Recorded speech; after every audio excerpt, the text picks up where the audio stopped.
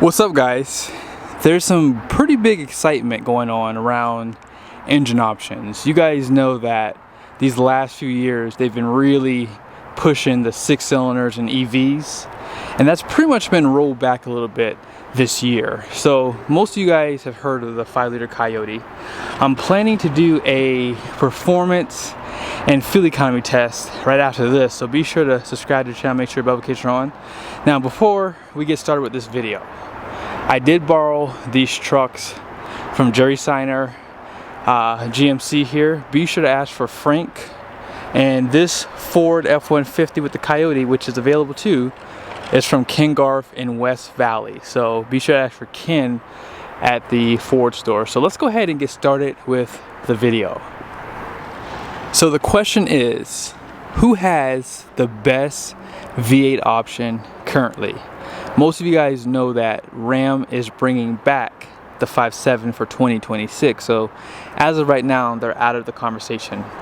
Toyota got rid of their 5.7 back in 2022, and Nissan just decided we don't want to deal with the full-size truck segment anymore. So the 5.6 went away with the Titan. So as of right now, GM, meaning GMC and Chevy, and Ford are the only trucks currently that you can buy a V8 option with. Let's start off with the GM first. Now, I would say that GM has stayed true to themselves despite the conflicts at hand. Now, they're not, without fault here, because they've had some issues too. One good thing about GM is they got in early with EVs, plug-ins, with the Chevy Volt, so they've had more credits overall to participate and continue to keep building these V8 engines. So starting off, GM does have two V8 options. They have the 5.3 and this 6.2 liter. Ford has this sole V8 option, which is the 5-liter Coyote, and this engine is actually really good. It is port and direct injection. I can just stop there, just simply because I really am happy that Ford decided to continue to do updates to this engine. In the past, I believe it was just port injection, then they added that direct injection. Most manufacturers like GM decide when they go direct injection, they just get rid of the port injection. I'm pretty sure it's cost cutting, because yes, having port and direct means you do get that spray on those intake valves, so you don't get that buildup over time. So when you do get this type of setup here, you would have to do extra maintenance on these trucks. Sorry about that. We're going to continue this video at the house because there's not a lot of space here for both of these trucks, and I don't want to keep having to cut the video because people need to move cars around. So yes, let's go ahead and jump over to the crib and let's just keep this conversation going. Now, we pretty much discussed the feeling on these engines, and I think that's probably one of the most important things to understand is direct injection got introduced really for efficiency, right? You're directing that fuel right into the combustion, and so that's primarily why direct injection was introduced. But the reality is having both does allow for those intake valves, as I said earlier, to be sprayed, which means you won't have the carbon buildup that you will see on direct injection engines. It's been proven time and time again. Now, let's take a little bit deeper dive with the 5-liter Coyote. That engine was introduced back in 2011, and it ran from 2011 to 2017 with just minor changes, but in 2018 it did get a little bit of an overhaul. This engine is obviously used in the Mustang and the F-150, and there are some changes which we'll go over here in a second, but aluminum heads and block. Now, the heads do use a plasma wire arc transfer for the cylinder lining, 4-bolt main bearing caps and a deep crankcase, forged steel crankshafts, and forged powder metal connecting rods. So this engine is pretty overbuilt, and it also uses piston cooling jets too.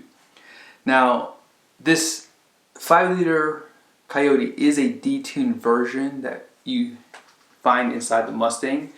They did increase compression in the engine, I believe back in 2018, from I think it was like what, 10.5 to 1 up to 12 to 1. It still can be ran on regular fuel, but with the F-150 version of this engine, it does have different cylinder heads compared to the Mustang. The intake camshafts are different, and it does have an external engine oil cooler. So those are the main differences between the Mustang and F-150 Coyote. Now the 6.2 liter was introduced back in 2014, and it started off as the L86 code name, and that engine had AFM, and then it switched to the L87 a few years later for the DFM, which is active fuel management, and then dynamic fuel management, which is the cylinder deactivation. Now as far as the engine goes, you have aluminum heads and block. Now for the heads, they do have a cast-in iron cylinder liner, so that's going to help with durability, obviously. Forged steel crankshaft is used in this engine. It also has the I-beam powder metal connecting rods, cast aluminum domed pistons, and they do have the single camshaft sitting inside the engine block. And one thing that's nice about the 6.2 is it is push rod. It has a simple design, and it's just tried and true. But again, it's just direct injection, and GM is just notorious for not adding port and direct injection. Back in the 90s, early 2000s, those engines were just port injection, and direct injection was added for really efficiency, right? And it does kind of overlook low maintenance aspect, because now you have to add more maintenance to clean those intake valves inside the engine. But here's the biggest issue I have with GM and Ford right now. Well, I guess not really GM and Ford, but Ram probably has the best setup. If you had a 2025 Ram with the Hemi would win simply because of how they do their trim levels with their engines. So starting off with Ford, if you want the 5-liter Coyote, you can get that engine in the XL trim, XLT, STX, Lariat, and Trimmer. However, if you want a King Ranch, or if you want a Platinum, which is basically the highest trim level, that engine's not available. Same goes for the Raptor. If you get a Raptor R, they do have obviously that supercharged V8. But for the regular Raptor, you only have the high output EcoBoost engine, which is the twin turbo V6. GM does give you 2 engine options. Now I know some people are going to throw a little bit of shade at the 6.2, and rightfully so. They've had their go of with that engine. They've had some issues internally, and we don't even know if it's going to be resolved between now and next 3 to 5 years, right? What's crazy is the engine has had issues throughout the years of its production, but nothing that would say that this engine is unreliable, right? But yes, the 5-liter Coyote would probably be the best bet if you're really after that reliability aspect, for sure, until we know for certain that GM has fixed their issues with the 6.2. But the good thing about GM is you can get a V8 option in every trim level. If you have a more of the base level, like if you're looking at the GM side, the trim levels are a little different, but in the work truck models, you still have the 5.3 liter V8, which is 100% reliable. And once you get up to the SLT and you add 4-wheel drive, you then have the option for the 6.2 liter. And from SLT up, that 6.2 liter is pretty much standard for like Denali Ultimate. Now GM does offer a 3-liter inline 6 diesel, so that is an additional engine option that GM has, and they're the only truck in the segment with a diesel option for the half-ton segment. So let's answer the question, who has the best V8 option today? As I said earlier in this video, if Ram was in this conversation, Ram offers the V8 for every trim level. There's no handcuffing.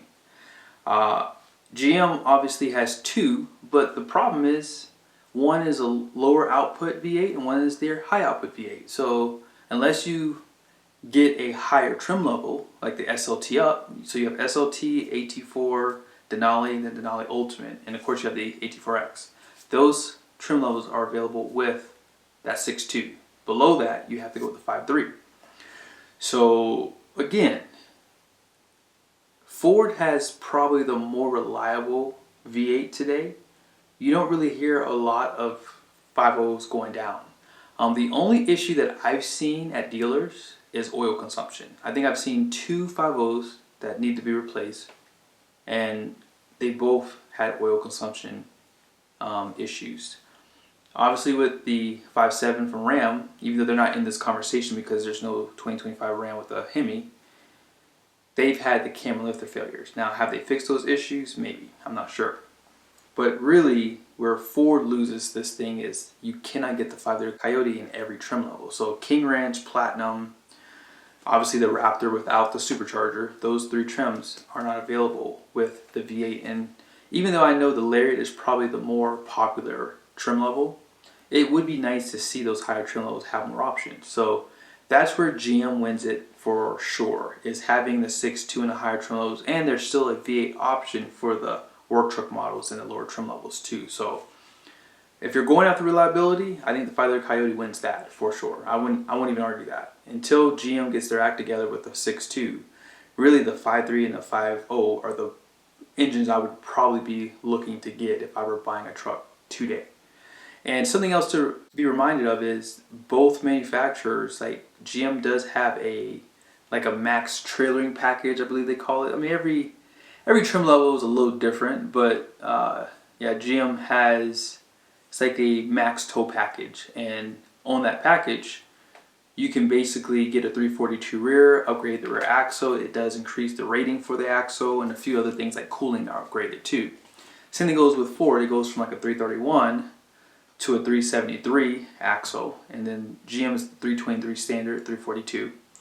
So those are other things to consider, as well as you do have an option to get max tow. And of course, people like the simplicity of the naturally aspirated V8s, and that's kind of why I did this video, because I am starting to see trucks pop up here with the 5.0s. Like in the past, never seen the trucks pop up at dealerships with 5.0s. So the truck that you guys saw in the video earlier is why I did this video, because like, oh my gosh, like when is the last time you've seen a 5.0 Coyote available? Especially in a crew cab configuration. They still obviously do the 2-door models, but to see one on the lot for sale, I don't think the truck was a special order either. I think it was just available.